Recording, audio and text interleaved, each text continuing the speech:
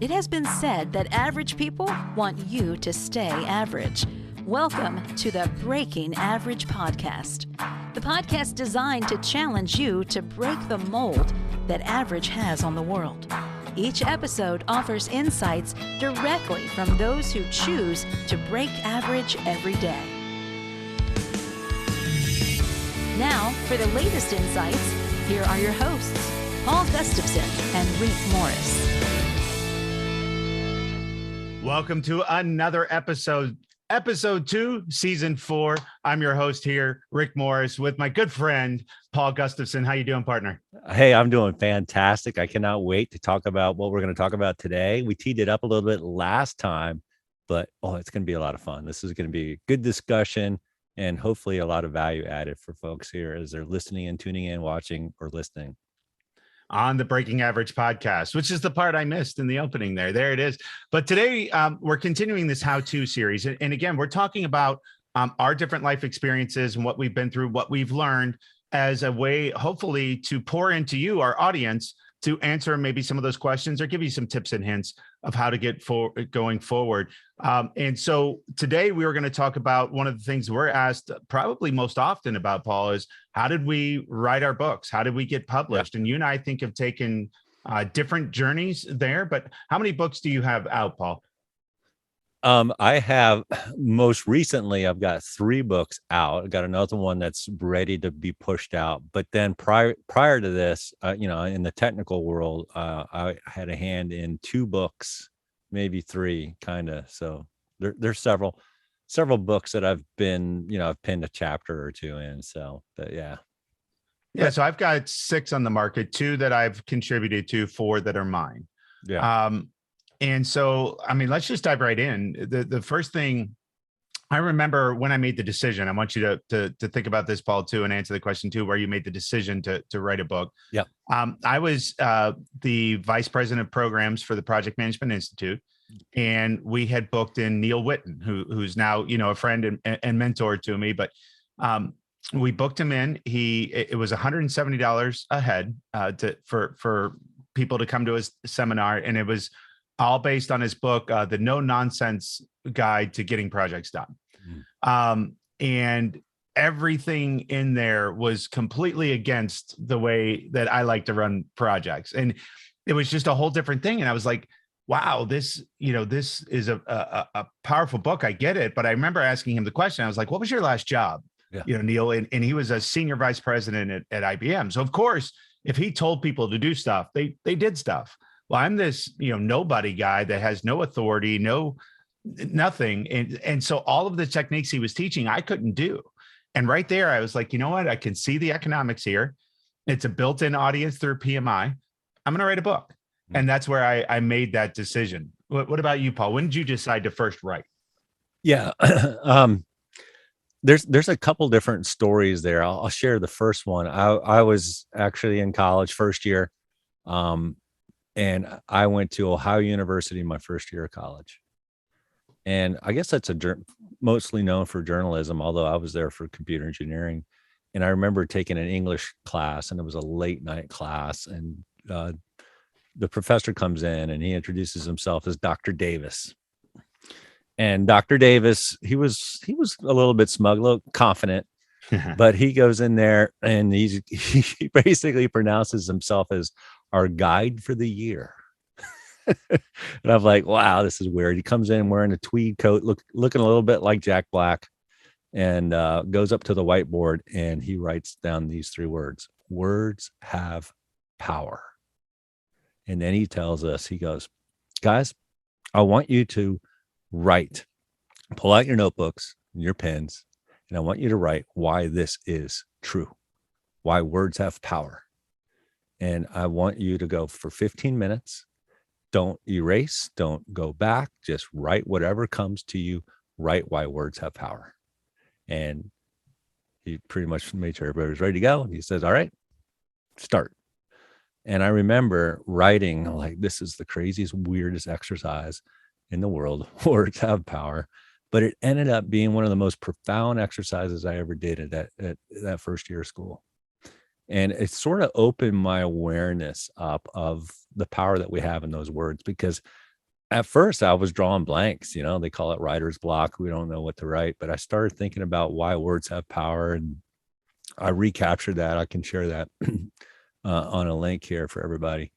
And it was a powerful exercise. And after I read it, I realized, wow, when I write, things come to life.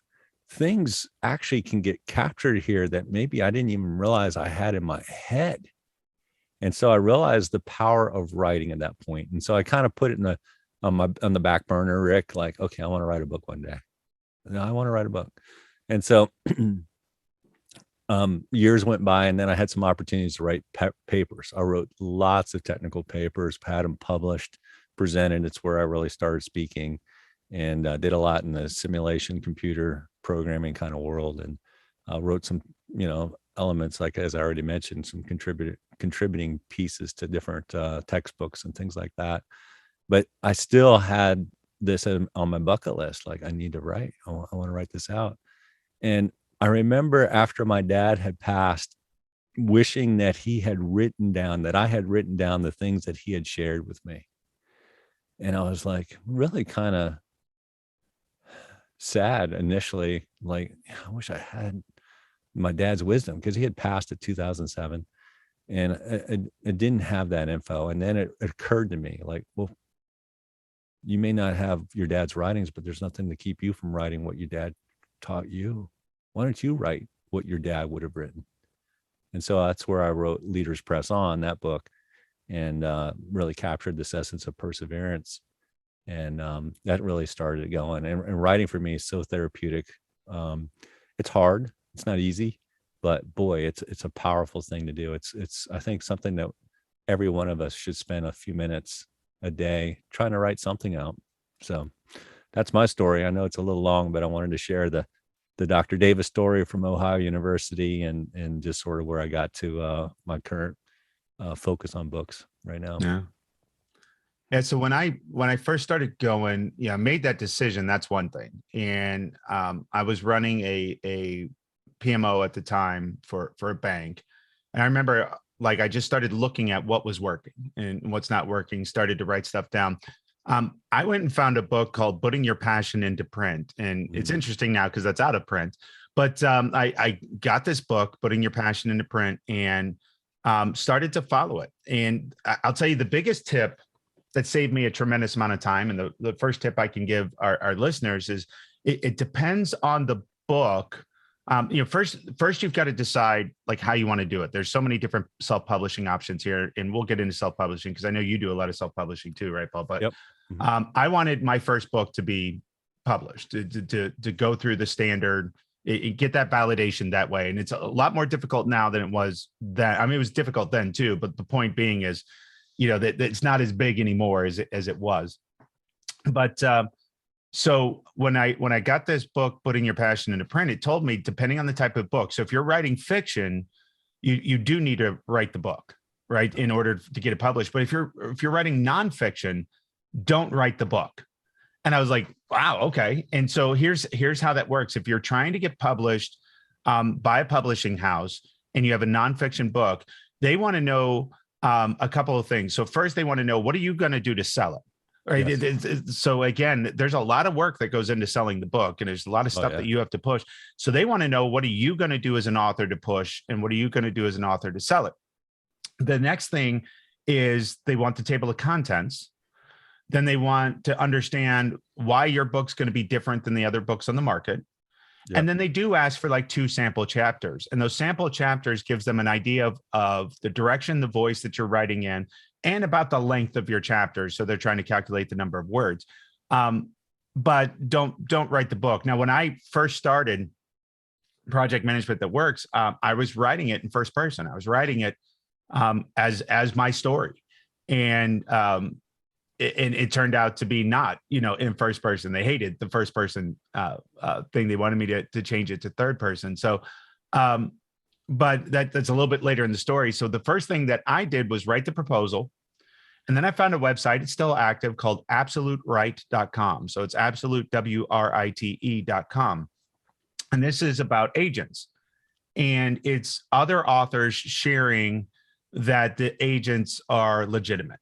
that they're valid. And there's, you can read about it, and there's your standard people who are whining and complaining, and the people that are saying, no, this is good, this person did this for me.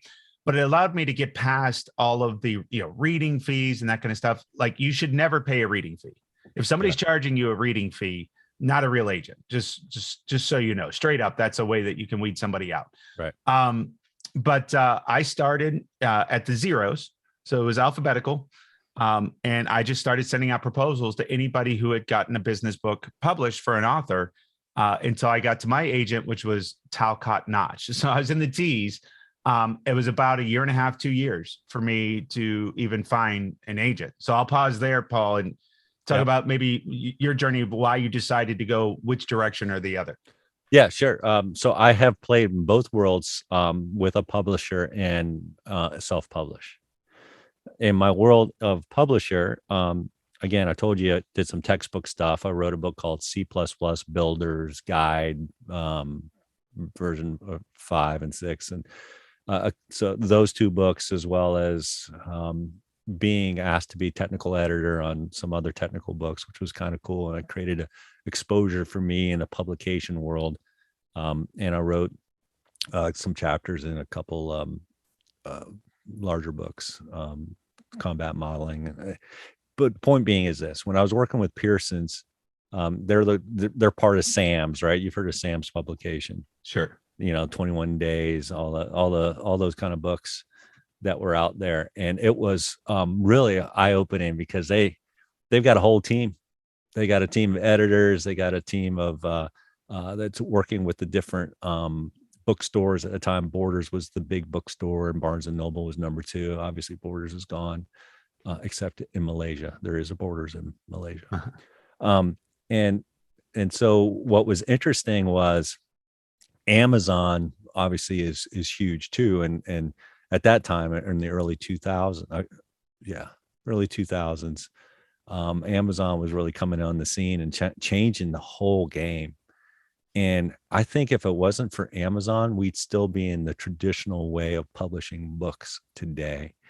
But Amazon changed the game, and basically the book, the C++ book, was pre-published. In other words, they were able to work a deal with Amazon and highlight the book that was coming out. It was still months and months away, even though we had already written it. And somebody else saw the title, and they created another book with the exact same title and got it out before we did. Wow.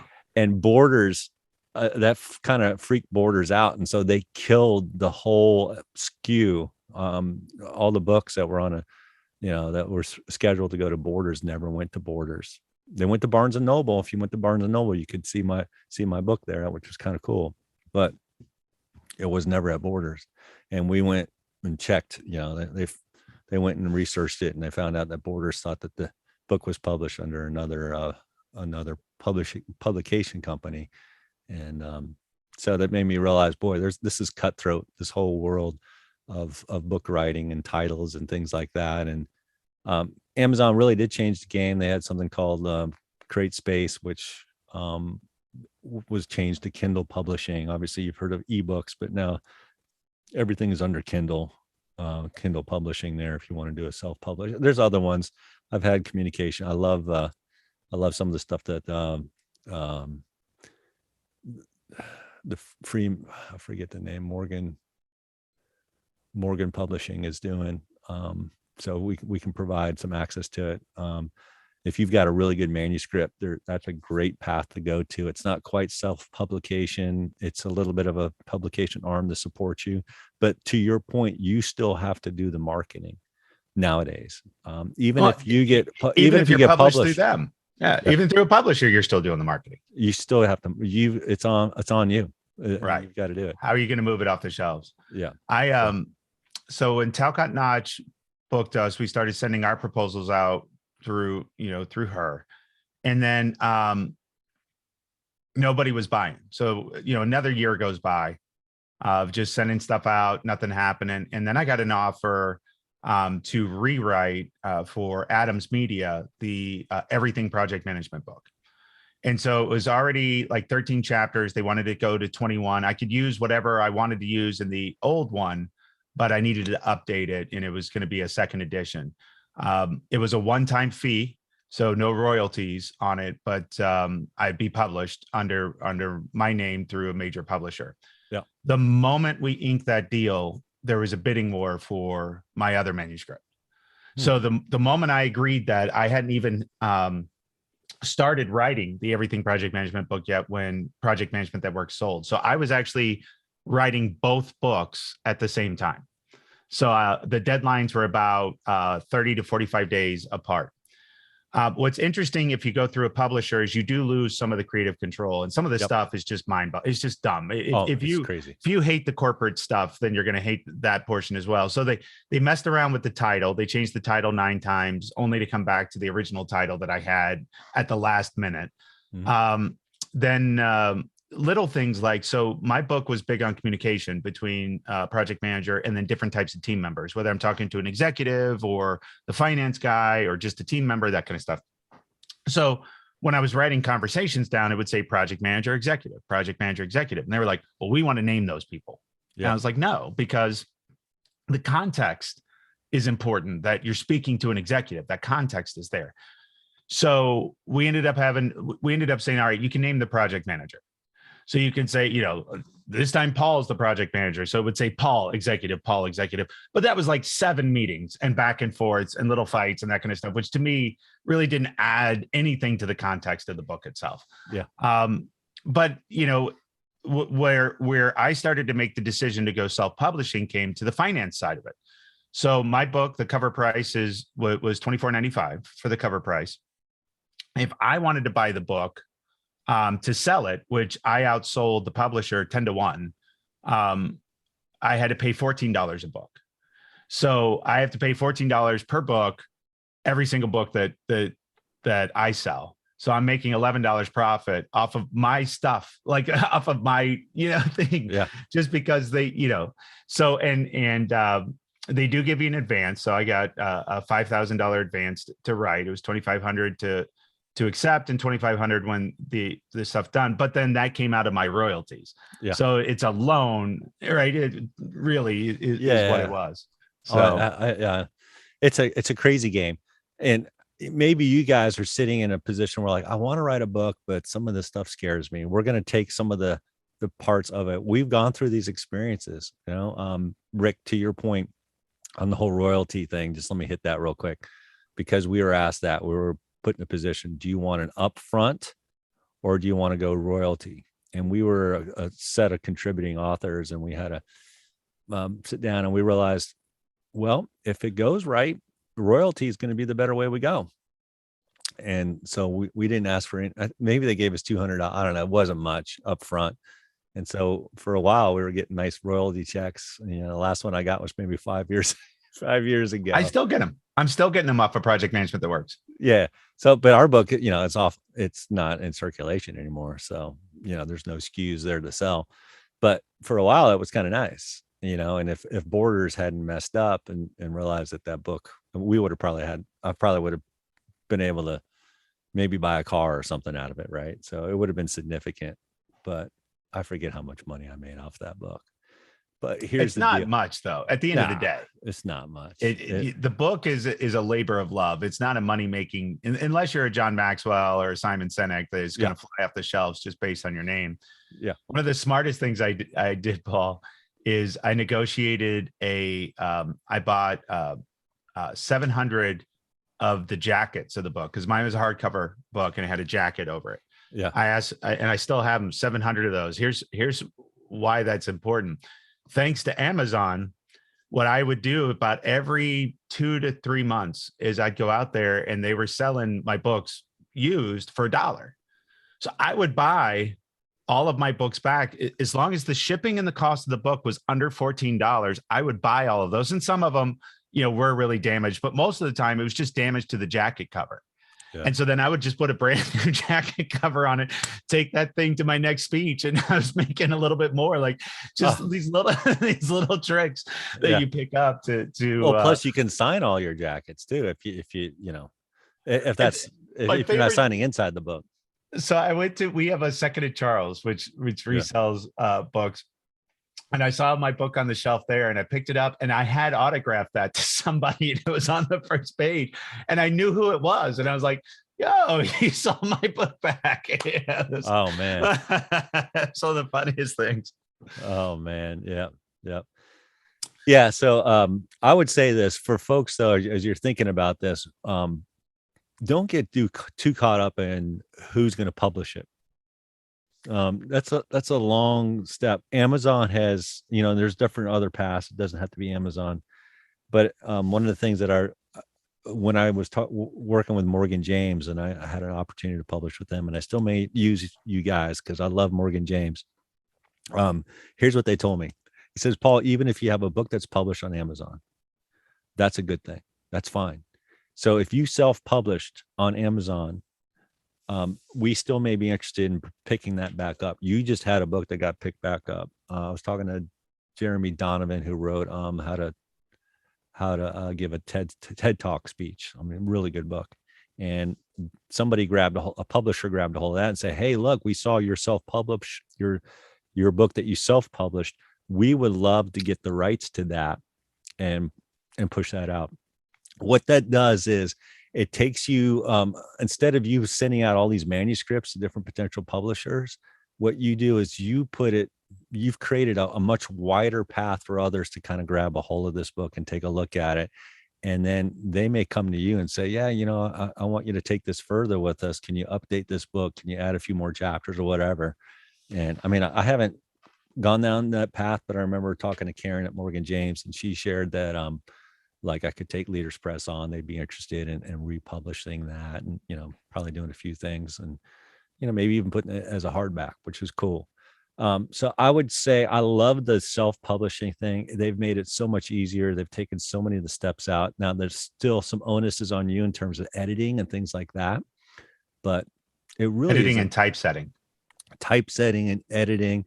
What's cool, what I did was 2 resources that really helped me over the last 10 years is a book called Ape by Guy Kawasaki.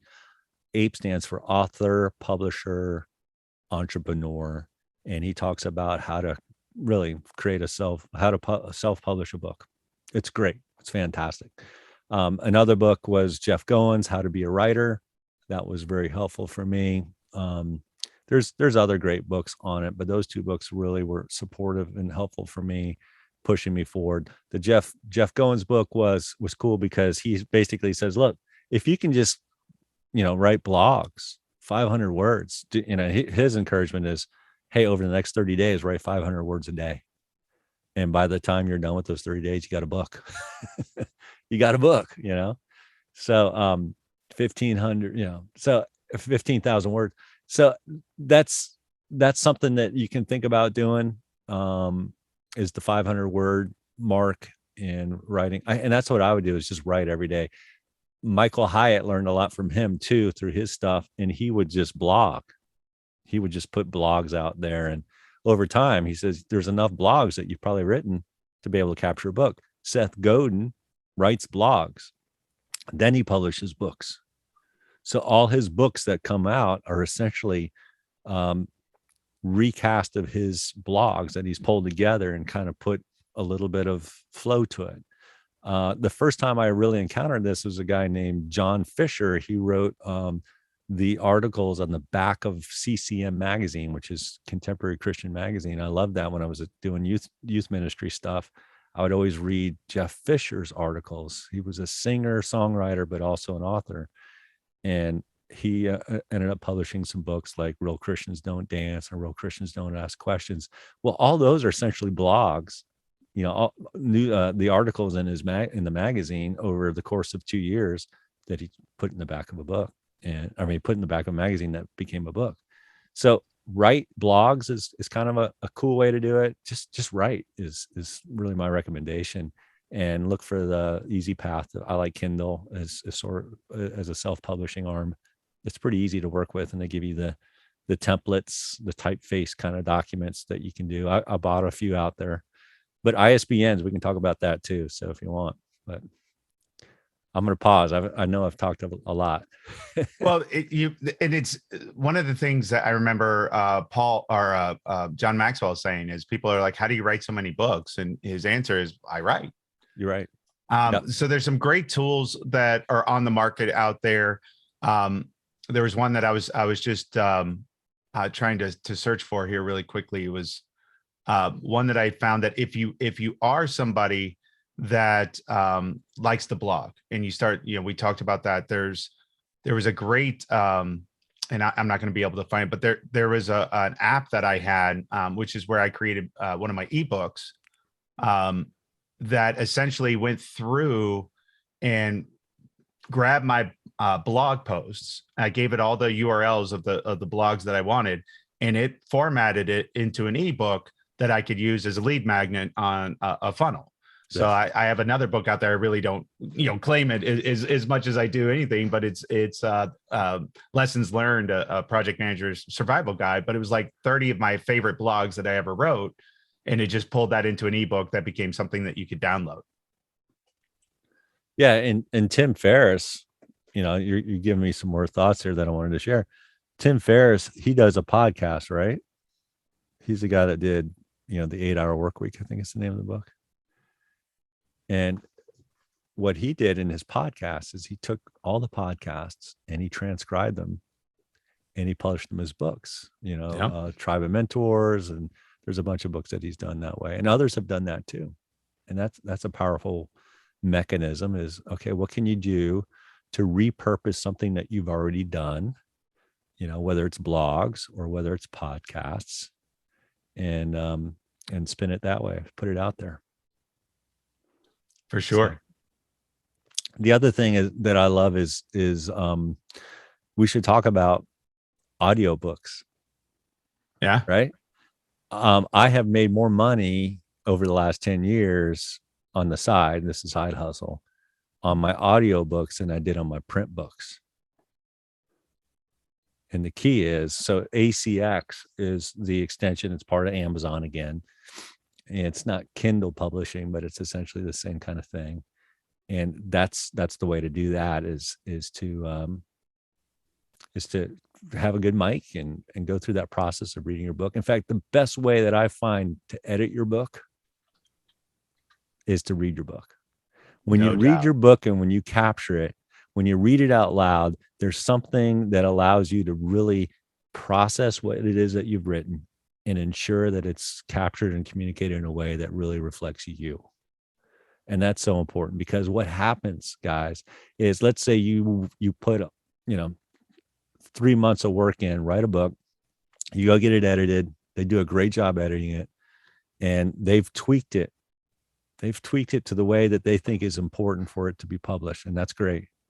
But then you start to look back at it and you realize, oh my gosh, there's a whole new layer of errors in here that's not right. And those errors aren't necessarily grammatical errors. They fixed all the grammatical errors. It's just in the flow and the go in terms of how it actually feels and is communicated. And that's happened to me every single time that I've had a book published. Every single book is that the editor, with the best of intent, makes a change in a way that alters the way that it was really intended by the actual, author in this case. Yeah, I had a super struggle with my second book, Stop Playing Games. So I was approached by another publishing house that wanted to write my next book. Yeah, and my material is really kind of a bridge between what PMI teaches and what the real world is, and how do you tie those things together.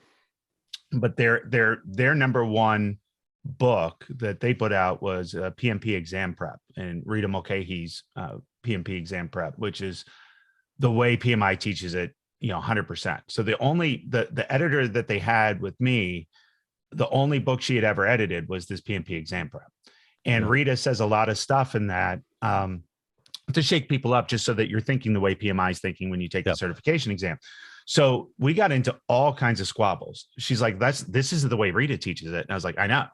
This is the way you have to do it in the real world. Like Rita tells you that you can walk into an executive's office and say, no, we're not going to do it for that budget, or no, we're not going to do it for that date. And the real world says, you're going to be told to do it anyway. So now Yeah. what do you do? Like, how do you hold that principle from PMI, but still be able to live in the real world? So there was tons of fights around that, Paul, that was creatively, and wanted to restructure the book to the point that I was like, look, I'm going to kill this deal. Like, this is not my book at all. Yeah. And they gave me another editor, and we finally got that one to publish. But yeah, there's a lot of those struggles as well. Yeah. So that's probably the biggest, I've had some really good editors, so I'm not discounting them at all. It's really important to find a good one. Here's the other thing too. If you're going to self-publish and you're going to go the Amazon way and you're going to use Kindle publishing, they're going to throw you an option to say, hey, we'll be your publishing house. We'll be your publishing arm. You can use our ISBN number. And that sounds really good, but I would recommend not to use their ISBN. I would recommend you go to Bowker. I think that's the name of it.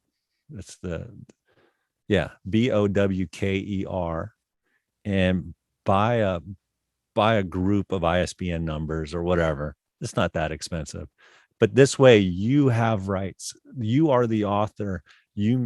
The IP is yours. So when you use a self-publishing service, you want to make sure that you maintain and retain the rights to that, so that if another publishing house comes along later that offers you a really good deal, because you've been able to nicely through Amazon be able to publish your book, and you can still take that book, by the way, and go to Barnes and Noble and all that. We can talk about that. But this way you own it, and there's no question about it. And it's just a whole lot easier to manage your book. So you go to Bowker.com, grab your ISBNs through there. I don't know if you've played with those at all or not. No. And that would be a tip that I would have to follow, because I just was like, I'm always the path of least resistance guy. So I get myself in trouble. I'm always like, yeah, cool. I don't know anything about that, so go for it. I get in trouble. Yeah, if you want path of least resistance, go get your own ISBN number, even though it's a little bit of a work, but at least you have it. It's in your possession. You own it. There's no question about it. So, yeah. All right. So I talked about Kindle, ISBN numbers. Just let's talk about the writing itself, because there are days that you feel like, well, everything's flowing and going, and there's other days that they're not, right? Right, Rick?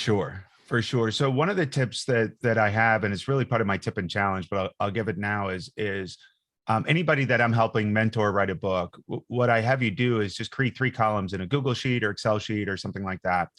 And it's what is the quote, like what's, like, wordsmith a quote that you want to be able to say about whatever the topic is. Yeah. What has somebody else said, or something that you can leverage that is supportive to that? So this is where you can borrow from other people and be inspired by other people. And then what's the personal story that you can tell that supports that? And so there's 3 columns there. So it's what's the point itself? What's the point itself? What's the quote? And then what's the personal story? And then I've added the 4th column, which is supporting documentation or other research, or somebody else has said something that you want to be able to leverage within that, or give credence to. But that is just a great way to kind of outline, and that turns into your table of contents. So now your chapter is all about supporting this one point in which you want to get this one quote out. And here are all the personal stories you're going to tell that supports that. Yeah, I love it. I love that. I think this is so important in terms of structure. I like to always find that one quote that I'm sort of my anchor quote that I use on the front end. But one of the things I remember, one of the books that I published, I put so many quotes in there, and Stephanie Wetzel, who does stuff for John Maxwell, I paid her to really kind of guide me through this. She sat me down. She taught me 2 really important lessons. Number 1 is, with quotes, Paul, this is what John does. Write the thought down in your own words. Paraphrase it. Don't look at it. Read it once. Put it away, write it down, think it through, let it be you, capture it in your own words. And if it's too much like the other one, then that's plagiarism. But if it's your thought, then it's your thought, and you can borrow the quotes and ideas from other people. They're not necessarily original, but what you don't want to do is quote verbatim what it is that they have. You don't want to parrot that. Let it be your words. See if you can minimize some of these quotes that you have in these chapters. So I did that. That was powerful. And number 2 was she had me do this exercise. This is gold right here. So if you've tuned into the podcast to this point, here's the part that you're going to love. The most impactful thing that she ever taught me. Take away in your paragraphs, Paul, you got a lot of adverbs and adjectives. I want you to strip them all out. Every adverb and adjective out.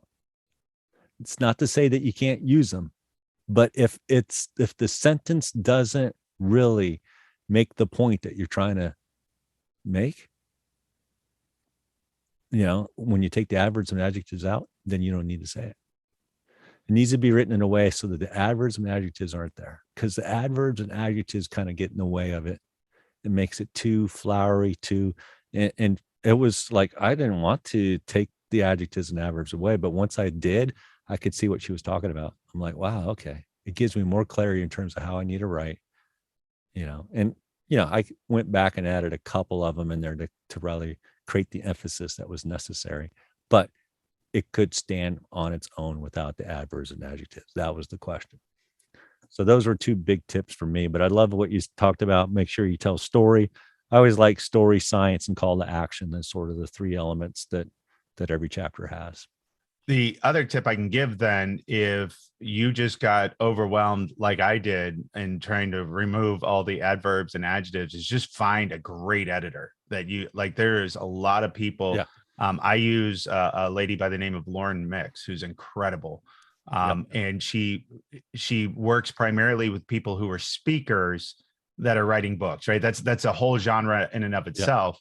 But she learns how to take it. She learns your voice and then helps edit in a way that, that removes the adverbs and adjectives. But that would, I'd give up at that point if you told me to do that. Yeah. So what I do is write the way I want it to come out. And then I trust in somebody who can really help me edit and do some great work with that. Yeah.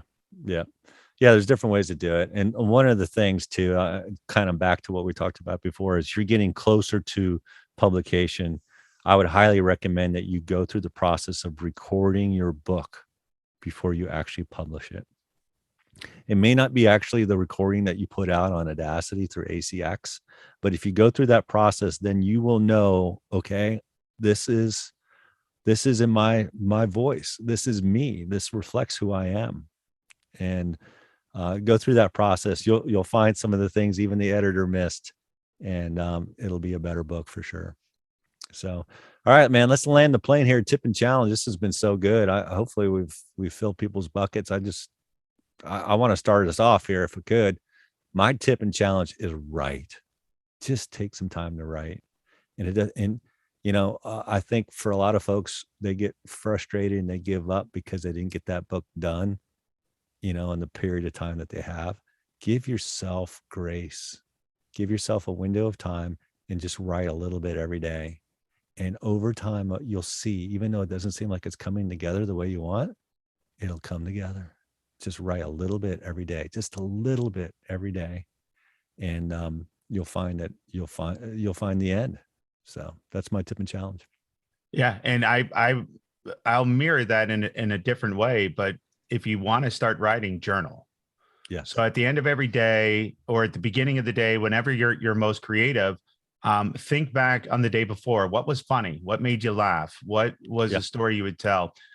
Or if you don't know how to journal yet, start by writing down all of the stories that you tell at parties, or that when you're meeting somebody for the first time, or those types of things. Start writing those things down and getting into the practice of telling them.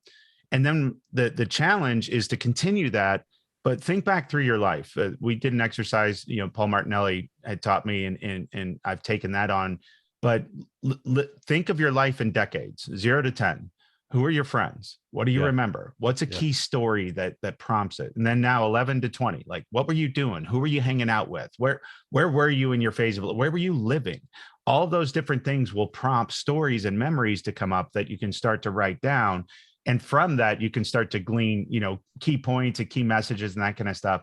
I actually sit down because I write mostly business books. At the end of every project, I write a story of the project. What was the breakthrough moment? What was the thing that I remember? What was an aha? What was something funny that happened?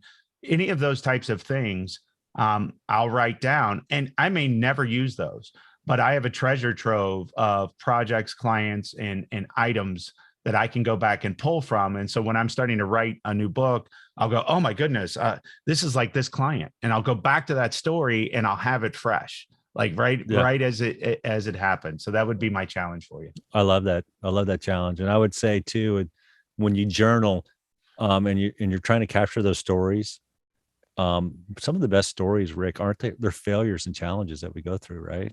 Yeah. So if you can think about those failures and challenges, because you're going to flip that, right? You're going to turn the mess into a message. And those really connect, I think, with the audience when there's a message there of just humility and vulnerability and truth, and showing how you've persevered through something to get to the other side. That's what I think people crave the perseverance story. So, but yeah. So I've got, I'm going to have to do a shameless plug here, Paul. Yeah. But it's something we're really, really proud of. But for those of you that may be looking at a digital journal, check out Growth Day and growthday.com. For sure. It's a single database, which means you can use it from an Android, iPhone, iPad, web, whatever, and it's all the same data. It's also completely secure. So even us on the back end can't see what you've done in the journal. So we hex all that out. So you can share your most personal thoughts and nobody can read them from the company itself. Well, we have over 500 prompts. So there's daily reviews, there's morning mindset, there's evening reviews, there's monthly reviews, yearly reviews. But also if you're just in that block, you can just keep hitting this prompt button and it's going to ask you over 500 different questions until you find one that you can answer and write about. So if you're looking for a digital journal, check out growthday.com. Really, really proud of the work that's been done there. Yeah, that's great. And one last thought here, guys. It doesn't take a lot of money to write a book. No. It takes a lot of time and a lot of effort, but not a lot of money. Time, effort, but money. If somebody is saying, hey, look, we can get your book published for 10,000, whatever. And I'm not going to get into this dialogue, but we've already given you some really quick and easy tools to do this. All right. You've got a website or a Kajabi site you could publish on there as far as your blogs. Kindle makes it easy, the Kindle publishing. There's really no cost to that. You can use Fiverr or 99 Designs to get some artwork for your cover. I mean, there's different ways to get this thing done, guys. There's different ways to do it. Just be creative. It's okay that you don't have a big budget for it. Just write.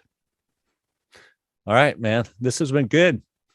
Another episode in the books. So join in next time as we continue to talk through this how-to series and how to break average. We've got some phenomenal topics coming up. We can't wait to share our next one with you next week. So tune in, team. Thank you for listening to the Breaking Average podcast. If you loved what you heard, please take a moment to subscribe.